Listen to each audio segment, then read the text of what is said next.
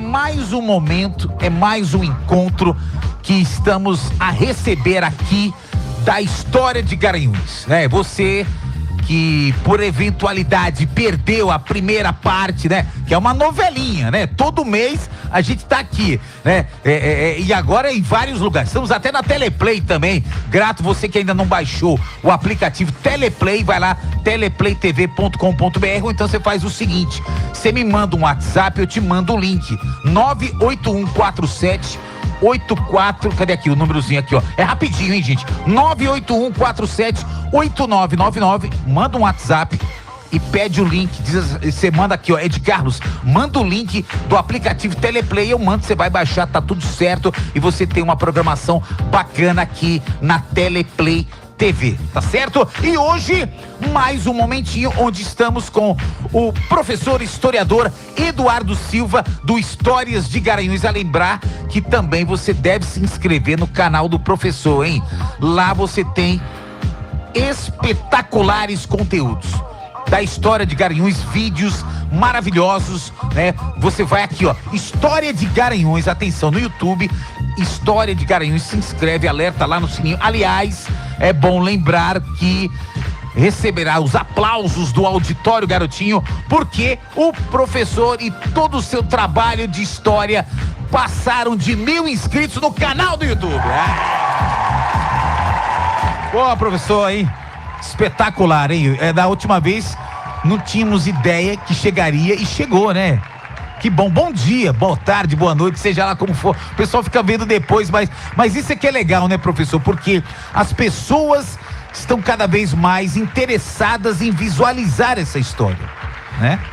Primeiro, bom dia, né? Eu tô muito feliz de estar aqui mais uma vez. A gente não esperava esse sucesso todo. Não, né? É, rapaz? Em um mês a gente conseguiu 1.000 inscritos no YouTube História de Garanhuns.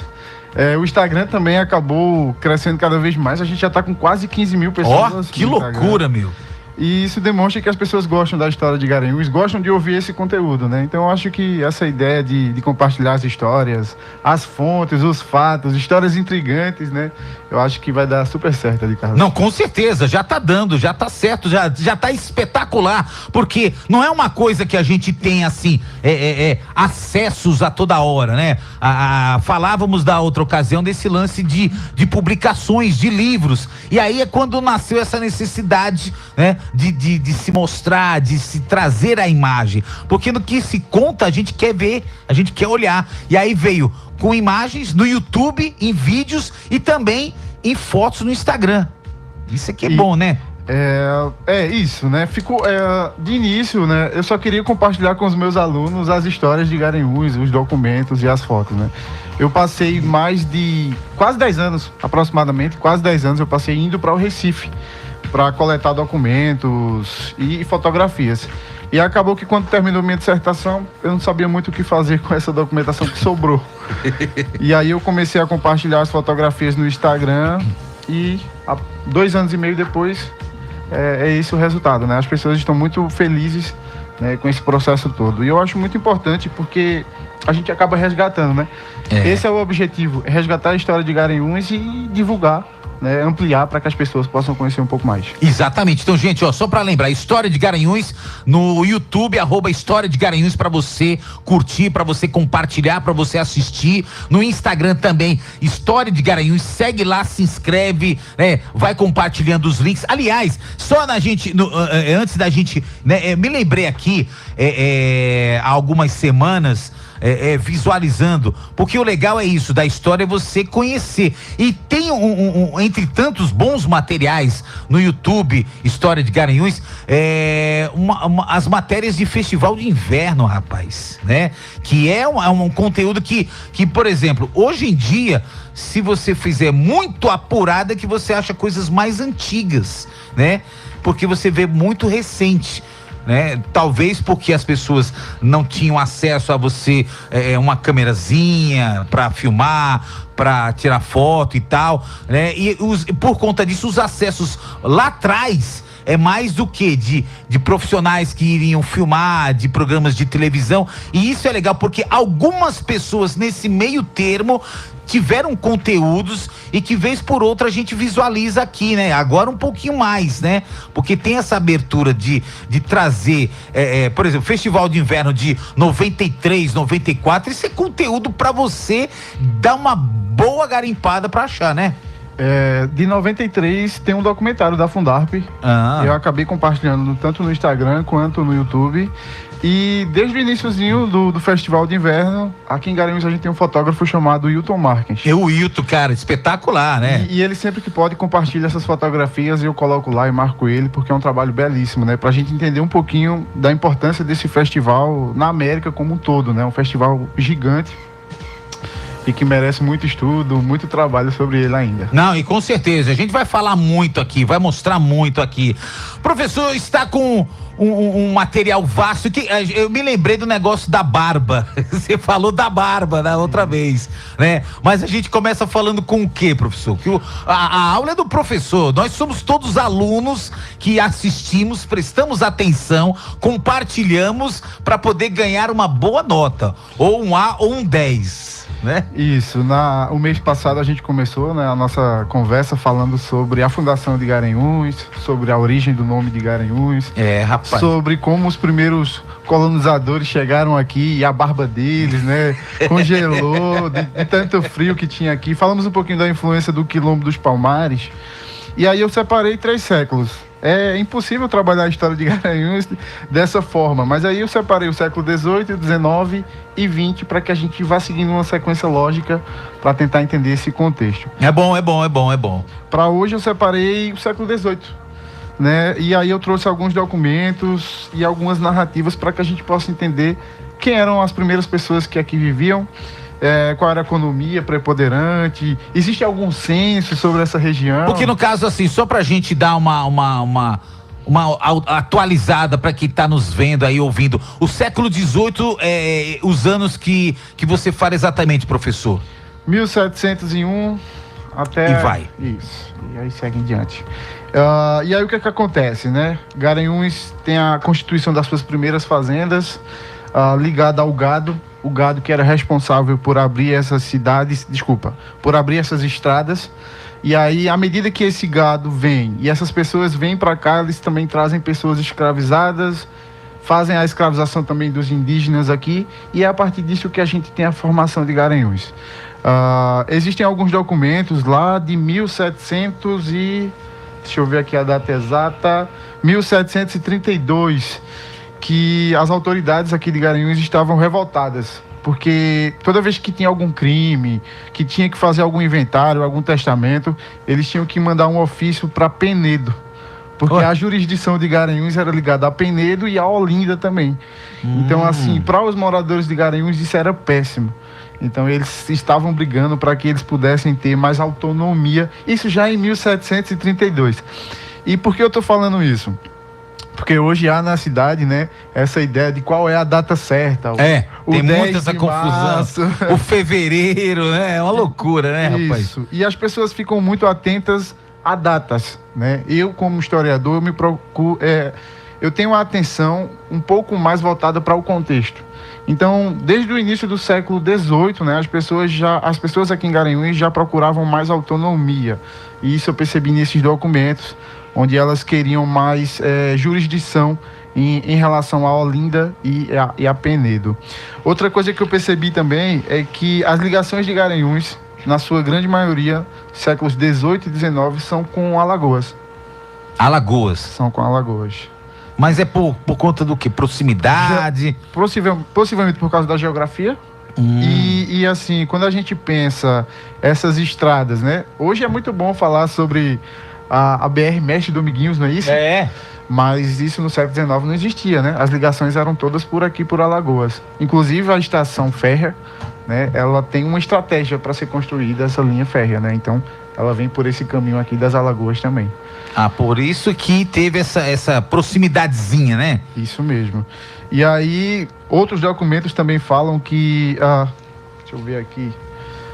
Que, gente, é muita coisa, né, rapaz? É muito documento, né? E a história é isso, né? Porque você vai entrelaçando muita coisa, né? Isso. Tem um documento de 1787 em que Vou ler aqui, tá? Pode ler, pode ler. Ofício do ouvidor da Capitania de Pernambuco, Antônio Xavier Moraes Teixeira.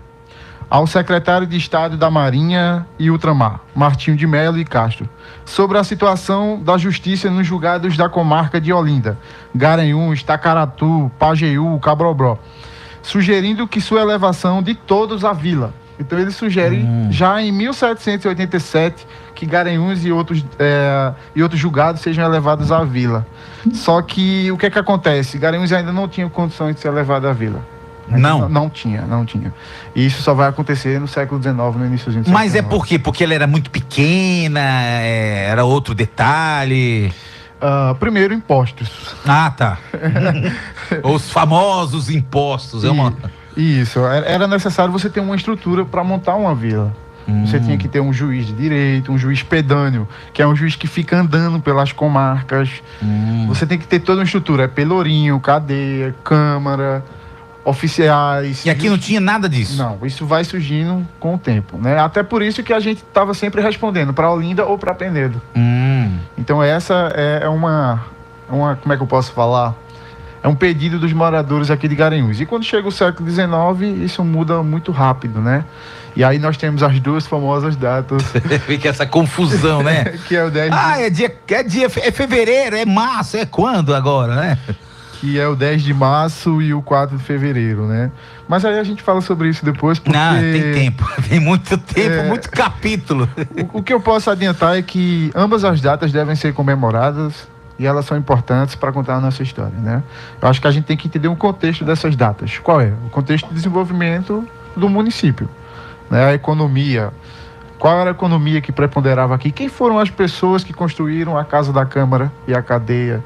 Eu acho que isso é mais interessante para mim ver que essa história ela é feita por pessoas. Exatamente, e esse lance aí que a gente deve valorizar mesmo, porque cada detalhe, né, cada fato é muito importante. Porque a gente não deve esquecer a história, né? Porque é aquela coisa, você sabe que uma moeda tem dois lados, né? E tudo que tem lógica, né? Tudo tem uma necessidade de estar ali e por conta disso colaborou, né? Você veja essa necessidade do pessoal querer que fosse vila.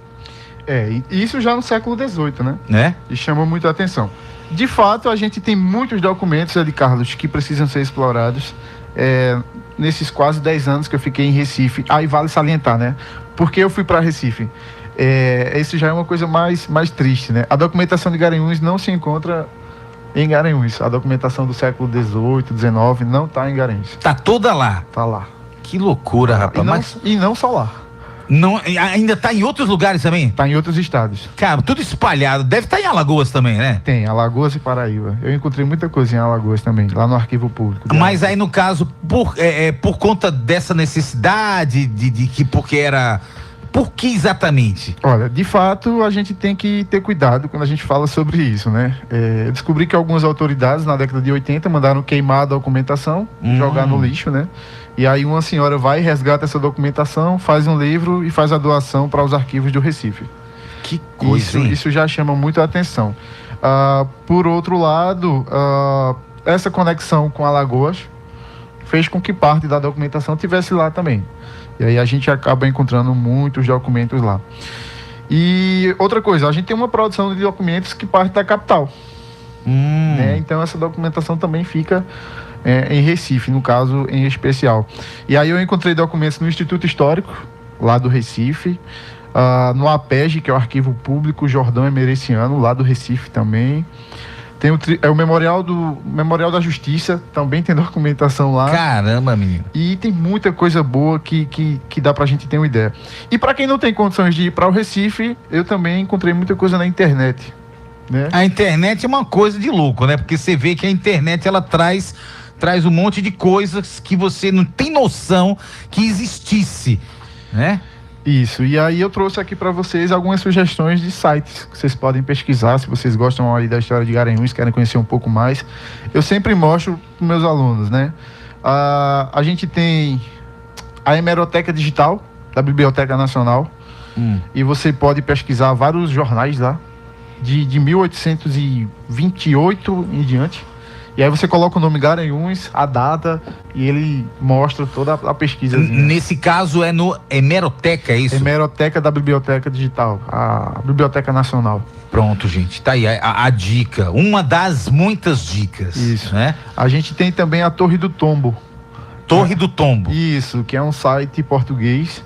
E aí a gente tem acesso também, a gente vai lá, coloca o nome Garanhuns e aparece os documentos. E eu encontrei um documento fantástico. Peraí, Tombo do? Torre do Tombo. Torre do Tombo. Isso. Porque gente, Garanhuns fazia parte desse império português, tá? Fazer o quê, né? Então, a documentação também ia para Portugal. A documentação ia para Portugal e aí a gente tem acesso a vários documentos lá também. Tem mais aqui, meu Deus, é muita coisa. Rapaz, porque a história, ela vem de várias ramificações, né? Isso, tem o projeto Resgate. Esse projeto Resgate estava disponível no site da UFPE, mas agora parece que foi transferido também para a Biblioteca Nacional. E lá você tem documentos de Garanhuns do século XVIII também. Tem mais de 20 documentos. Caramba, hein? O difícil é transcrever. Trabalhozinho, né? Mas eu consegui fazer algumas transcrições, eu trouxe aqui e eu achei bem importante, porque a gente consegue entender quantas pessoas viviam aqui, aproximadamente, né? Aqui no século XVIII a gente tinha uma plantação de arroz muito boa. E uma coisa que talvez as pessoas não percebam, mas a gente era um grande produtor de farinha de mandioca. Farinha? Isso. Arroz e farinha. Isso. E essa farinha abastecia as tropas de Pernambuco. Caramba, isso. Saía daqui de Garanhuns e saía abastecendo toda a região. E aí por isso que Garanhuns vai ganhando destaque. Quando vai virando o século XVIII para o XIX, a gente tem uma produção de algodão. Uma produção de algodão muito boa. A gente tem um bloqueio continental com Napoleão Bonaparte, né?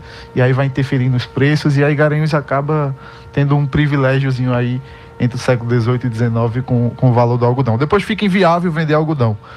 E isso é bem legal. Tem mais uma coisinha também, que o que acontece? Garanhuns era tão ligado a Alagoas que para você exportar algodão, você tinha que marcar a letra do, como é o nome? Do estado, né? Da província. Da província, no caso, isso. Aí você marcava o P de Pernambuco no algodão, nas sacas de algodão de Garanhuns.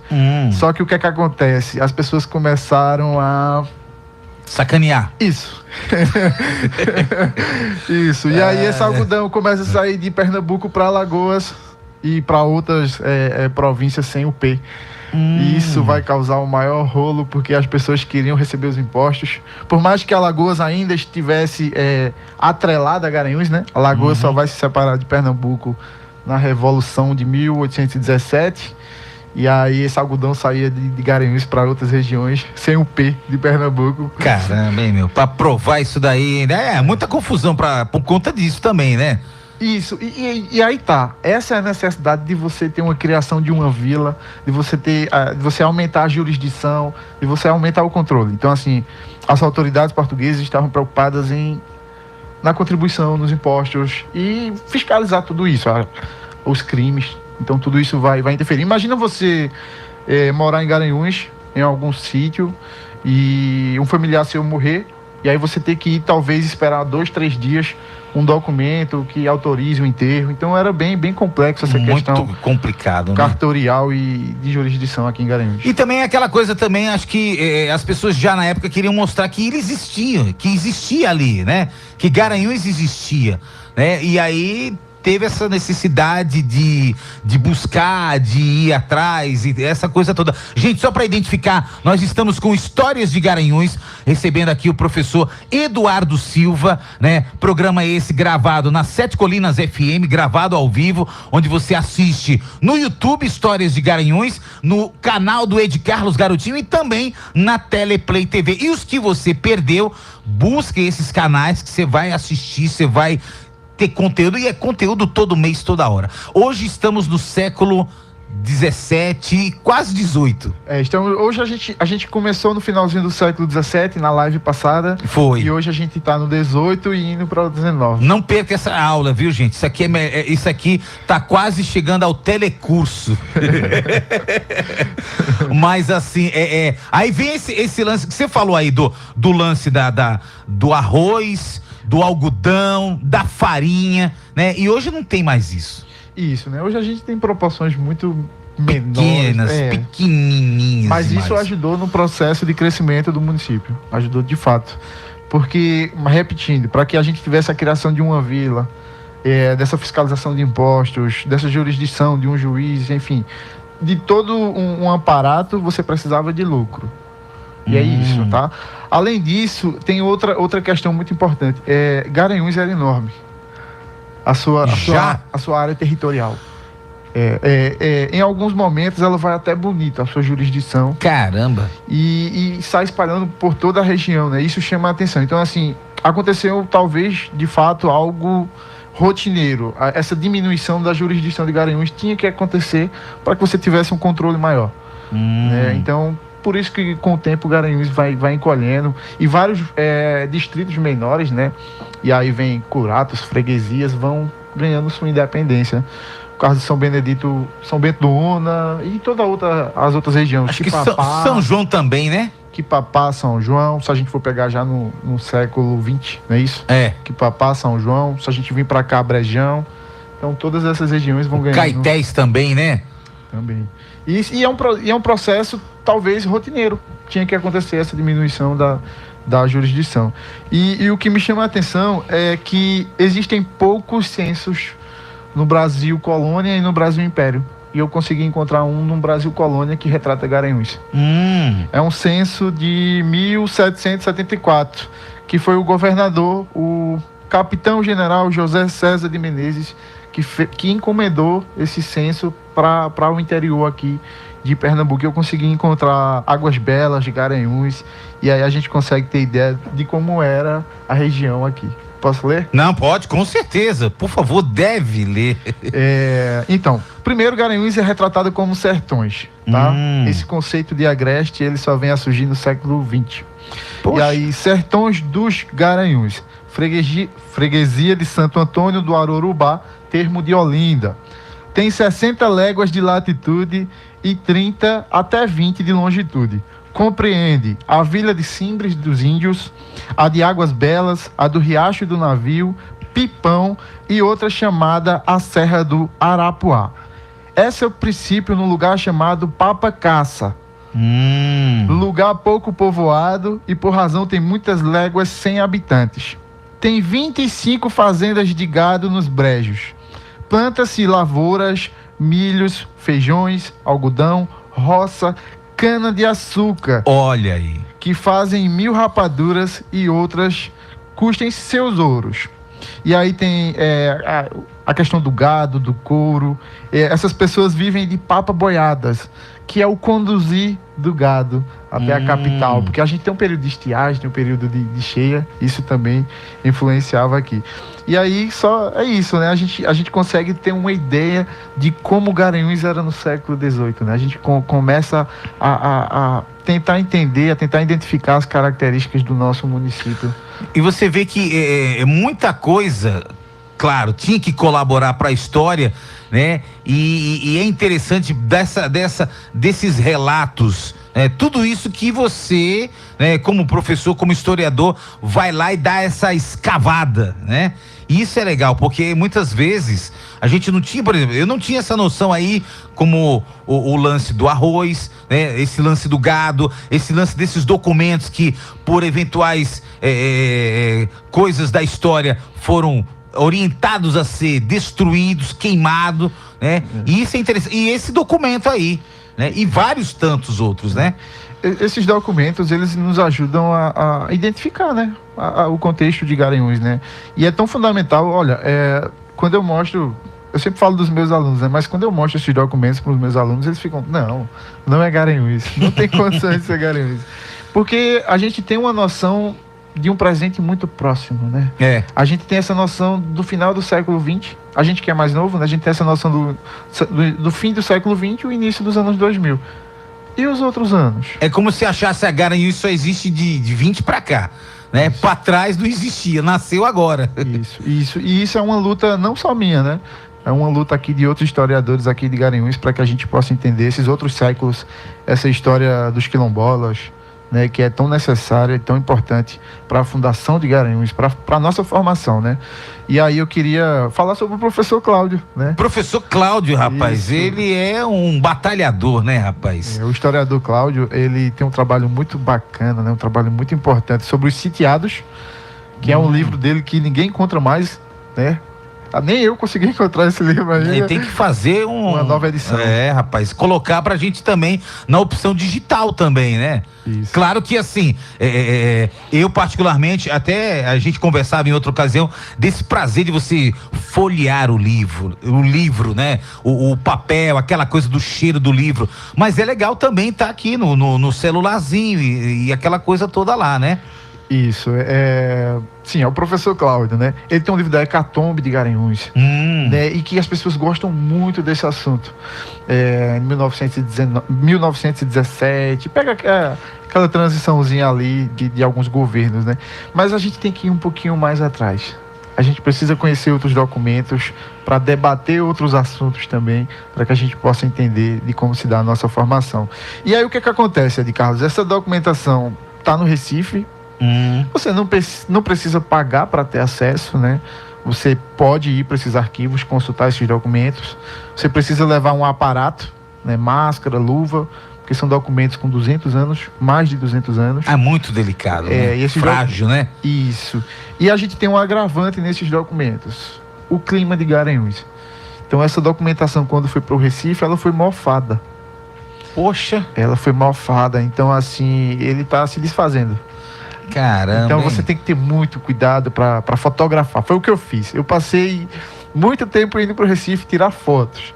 E aí eu tirava foto desses documentos e chegava em casa e ia fazer a transcrição desses documentos, né? E é muito bom fazer isso. Porque é o seguinte, é um trabalho veja aqui, no meu ponto de vista, é um trabalho de gostar, de paciência e dedicação também, né, professor? Isso, e aí é isso, né?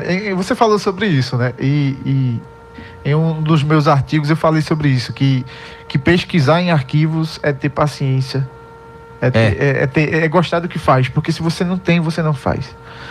Eu tirava, vamos dizer que eu passava a semana em Recife, aí eu passava a semana toda fotografando os documentos. Aí na outra semana eu ia organizar nas pastas no computador. Na outra semana eu ia começar a identificar o que era.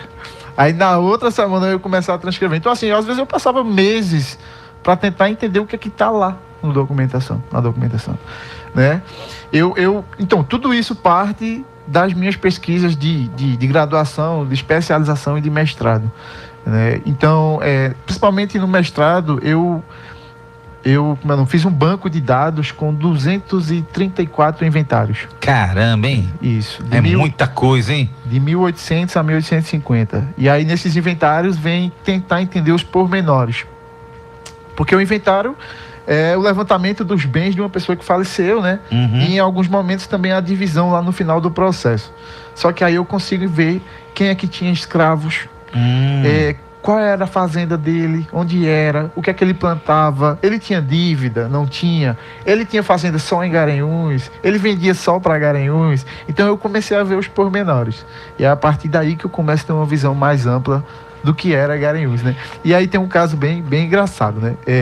Em Correntes, não é tão engraçado assim não, mas vamos lá. Em Correntes, a fundação de Correntes é o Antônio Machado Dias. Antônio Machado Dias, ele é o fundador da Fazenda do Corrente. Ele vem de Portugal para Garanhuns. Ele é um dos primeiros vereadores de Garanhuns. E ele vem para cá com mais de 100 escravos. E aí ele funda a Fazenda do Corrente e é o vereador de Garanhuns. É uma história bem assim, como assim? Mas era a época, né? Claro que a gente tem que perceber todo esse contexto de violência que existia, mas é isso. Mas Correntes era Garanhuns também, não? Sim. Era também. Correntes era Garanhuns. Águas Belas, Papacaça, Bom Conselho, tudo isso era... Pronto, você me lembrou aqui, você falou Águas Belas, né? Isso. Numa distância até considerada de Garanhuns, né? Onde lá a temperatura é bem mais quente, né? Nem se compara, mas era Garanhuns. Isso. Né? E assim, e engraçado é perceber também a origem do nome dessas cidades, né? Sempre ligado muito aos indígenas. Iupi, Jupi, Papacaça, Então sempre está muito ligado a essa origem indígena. Então não tem como a gente fugir do nosso passado, né? Da nossa identidade. E é assim, é o que você falou também no outro programa, né? É esse lance também da descendência afro também, né? Que é o índio e o afro que completam a história, praticamente que inicia a história, né? Isso mesmo, né? É tão complexo isso, é tão difícil falar sobre isso. Mas quando eu vou perceber os documentos, vou olhar os documentos, eu encontro pessoas da Angola, do Congo, do Benin, eu encontro indígenas de Águas Belas. Todos esses indígenas estão na documentação e geralmente eles estão ligados à violência. Eles estão sofrendo muita violência, não só em Garanhuns, né? E vale salientar que esse sistema perverso e violento, ele era de norte a sul, de leste a oeste no Brasil. Mas aquela coisa, né? Não tinha e não tem como a gente fechar os olhos, porque é uma coisa que, digamos, faz parte da história, de todo lugar, né? E não tem como, vamos fechar os olhos porque não. Teve, né? Trouxe várias reações na vida das pessoas, do lugar, da história. E é isso que a gente tem que mostrar, que é isso que a gente tem que contar, é isso que a gente está fazendo aqui, sempre pela Rádio Sete Colinas, né? Uma vez por mês, a partir das 11 horas, e também fica aqui no YouTube do Ed Carlos Garotinho, no YouTube Histórias de Garanhuns e também no nosso aplicativo na Teleplay TV. É muita história pra gente falar e a gente vai sempre falar aqui, né? Claro que é importante que você assista, compartilhe. Tem dúvidas? Manda pra nós no WhatsApp, a gente vai colhendo, deixa nos comentários quem assistiu no YouTube do Ed Carlos Garotinho, do Histórias de Garanhuns, né? No Instagram também, deixa lá os comentários, né? Deixa também sua dúvida que o professor vai responder com o maior prazer, professor. Isso é que é legal, porque aluno que tem dúvida, pergunta que o professor responde e ele tem que aprender. Já que você está falando de perguntas e dúvidas, né? Durante a semana eu recebi algumas perguntas e uma que se repetia era sobre, em Garanhuns, existe algum arquivo, documentos que a gente pode pesquisar? Sim, existem. E é importante falar sobre isso. A gente tem um arquivo municipal que enfim, não está em boas condições. Fazer o quê, né? Tem que mudar isso aí, né? Mas eu tenho esperança que vai mudar. Eu também. A esperança é a última que morre, né? Tem o arquivo da Câmara de Vereadores, que a gente tem documentos de 1945 em diante, leis, decretos e outros documentos. Tem documentos da ditadura militar também. É bem importante a gente entender esse contexto. Inclusive, eu encontrei um documento, o testamento de Dom Expedito Lopes. Acho que é um testamento, e eu passei para o memorial Dom Expedito Lopes, né? Se eu não me engano, essa semana agora eles estão com um momento lá de conversa sobre Dom Expedito Lopes. Tem um lance assim, mas foi interessante esse encontro, né? Isso, para você ver, né? Qual a importância dos arquivos, né? Então acho que é isso, a gente ampliar, difundir e preservar a história de Garanhuns de uma maneira bem, bem legal, né? E se a gente for além disso, a gente tem a Academia de Letras. Tem. Se eu não me engano, tem alguns documentos, tem um jornal, o Monitor lá. Acho que estava disponível no site deles, eu nem sei como é que funciona ainda para ter acesso. O Instituto Histórico, né, que tinha alguns documentos também, ata de Câmara, o tiro de guerra, frequência, tem algumas coisas lá bem, bem interessantes. E no mais, a gente tem pessoas, tem arquivos privados. Os pessoais. Isso, né? E aí é difícil ter acesso, mas aí você vai conversando aos pouquinhos com essas pessoas, vai convencendo a eles que você... amigavelmente colabore, né? Você falou nisso daí, eu me lembrei agora, né? O saudoso Ivo Amaral, né? Ex-prefeito, ex-deputado, né? Foi um dos fundadores e diretor da Rádio FM Sete Colinas. Você me falou de jornal Monitor, né? Eu vou fazer, não vou prometer que eu não sou político, viu, gente? Mas eu vou tentar ter acesso, mostrar aqui para as pessoas que nos assistem ao professor Ivo Amaral. Ele tem uma espécie de encadernação, vou falar, é um baita de um livro com várias edições do Jornal Monitor, tudo na íntegra, né? E vez por outra ele tinha, né, mostrava com muita atenção, com muito prazer aqui para os que visitam aqui a sala, o escritório dele aqui na Rádio Sete Colinas. E é interessante esse trabalho que tem uma história ali, né?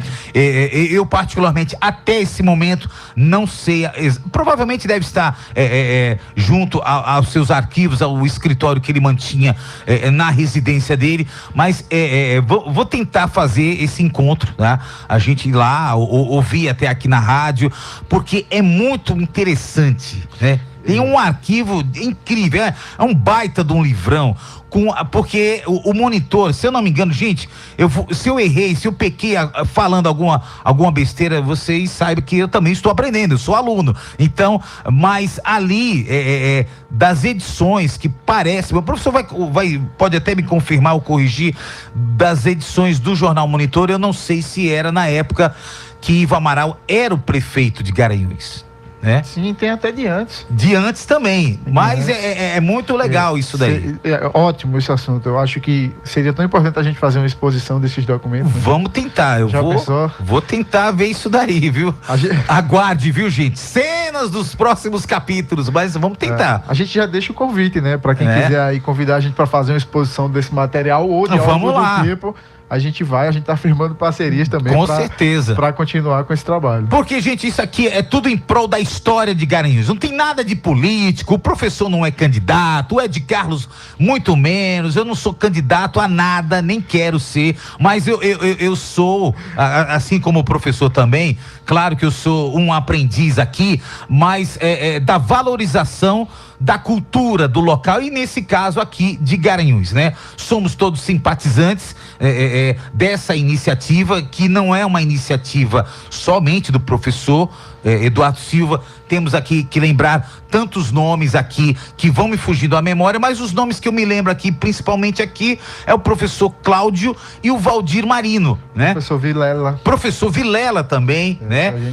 E tantos outros nomes que temos aqui que trabalham nesse resgate, de trazer, de mostrar Garanhuns, de levar. E claro que isso para nós é maravilhoso, porque a gente estuda, a gente aprende, porque como eu falava em outra ocasião aqui, não temos essa facilidade de chegar e pegar um livro e ver. Agora que a gente está tendo, que a gente começa, né, a vasculhar a história, e isso é que é bacana, professor.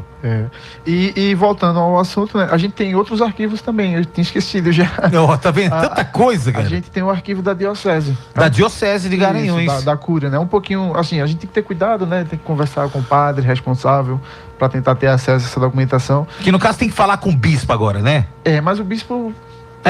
no caso agora tem que esperar o outro bispo, né? Isso. O Garanhuns agora tá quase sem bispo, né? Lá tem algumas bulas papais, né? De quando os bispos foram, como é que eu falo? Eles entram, né? Na Diocese de Garanhuns, esse processo de adentrar na Diocese. Tem documentos do século XIX também. Lembrei. E tem registro de nascimento, casamento e óbito. Aí as pessoas me falam, sim, você vai estudar isso como, né? Mas tem várias formas também de se estudar esse conteúdo, até porque são documentos de 1750 até o século XX. E aí, mais uma vez, eu entro na área que eu gosto de estudar, que é a questão da escravidão, das pessoas que foram escravizadas aqui em Garanhuns. E aí eu consigo encontrar o registro delas. E aí eu consigo fazer ligações nominais. E o que é isso? É você pegar o nome das famílias e ir montando e ligando os pontos para ver onde é que essas pessoas foram parar. E o legal disso tudo também é que cada família tem uma historinha, né?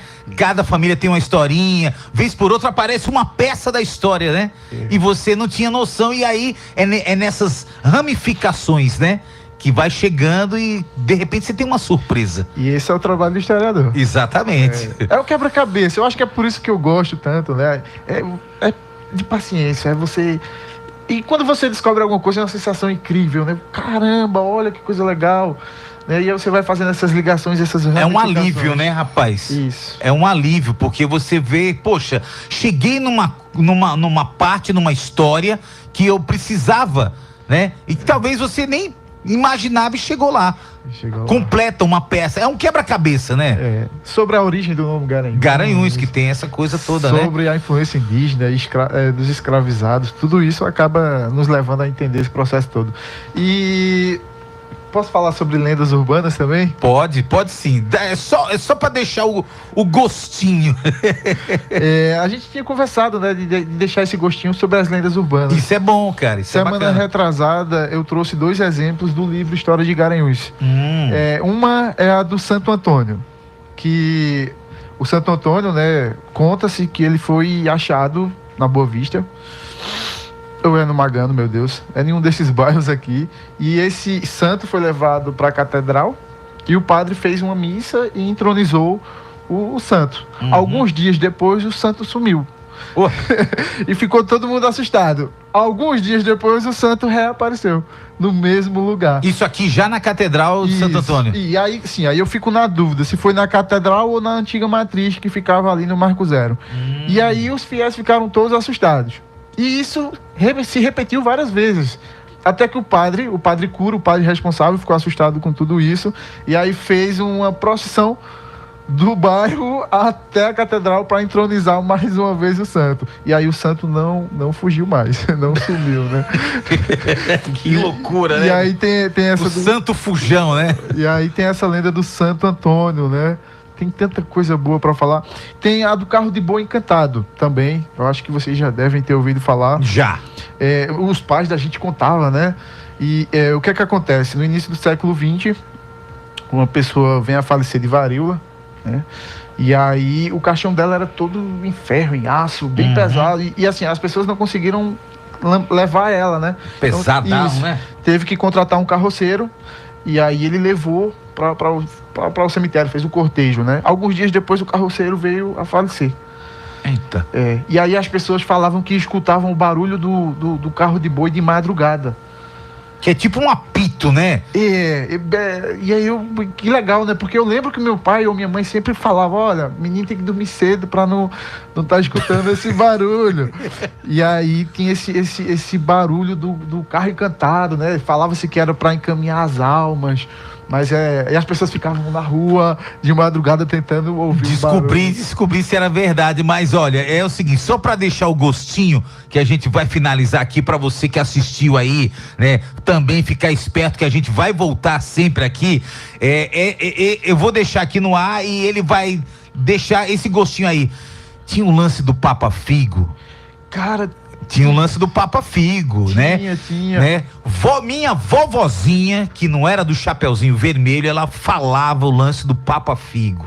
Né? E vamos falar isso em breve, hein? Aguarde, hein? Porque assim, algumas... Você lembra do Papa Figo, Gerson? O Gerson... Algumas lendas urbanas, elas acabam pegando características de todas as regiões do Brasil, né? É uma loucura, Tinha, né? A loira do banheiro. A loira do banheiro. Já, né? Tinha também uma de uma mulher que ficava na frente do cemitério encaminhando as pessoas, né? Os solteiros. Que loucura, viu? Ficava seguindo os solteiros, né? Tem muita coisa boa pra gente repensar essa história de Garanhuns, né? E faz parte do imaginário das pessoas. Isso é que é bom, né, rapaz? Então, assim, história é ciência? Mas história é romance, história é literatura. É uma mistura, né? As pessoas se identificam. Então, como é que eu faço o meu aluno, como é que eu faço uma pessoa adulta gostar de história se eu não faço ligações com o local? Fica difícil, né? Vai fazer o cara engolir a pulso, né? Não tem como. Então, esse é o ponto-chave. É fazer essa conexão com a história local e com a história como ciência, né? Trazer todo esse contexto. Professor Eduardo Silva, agradeço demais. Olha, o papo é maravilhoso, né? Mas a gente tem que seguir na programação. E assim, tá marcado o convite, né? Mais um encontro no próximo mês pela rádio, pelo YouTube, né? Pela Teleplay também. Agradecer demais, né? É um trabalho bem enriquecedor e só agradecer, desejar muita saúde, que a gente possa sempre falar de Garanhuns com muito prazer e mostrar Garanhuns, hein? Eu que agradeço, Ed Carlos. Agradeço a você, a todas as pessoas que estão ouvindo, aos meus amigos, familiares, né? Esse mês passado eu firmei, eu acho que umas 5 parcerias novas lá na página. Ó, que bom, hein?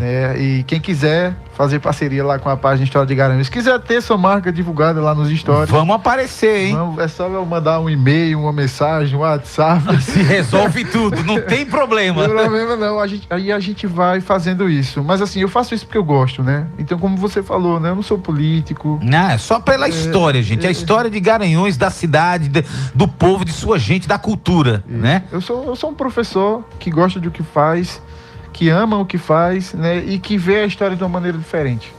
Né? É isso. E eu agradeço imensamente. Eu acho que é um sucesso total. Não, com certeza, já tá, né?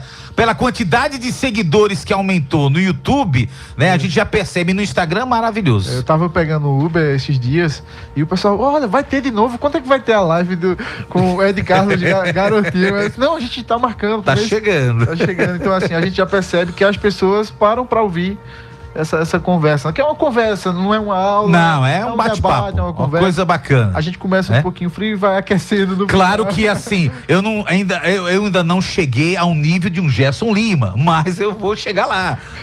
Nesse nível, a cara dele. Professor, obrigado e a gente se encontra em breve. Obrigado, eu que agradeço. Um abraço para minha mãe. Claro que sim. Um abraço para o Josédson, pastor Josédson, e para tantas outras pessoas que estão do nosso lado.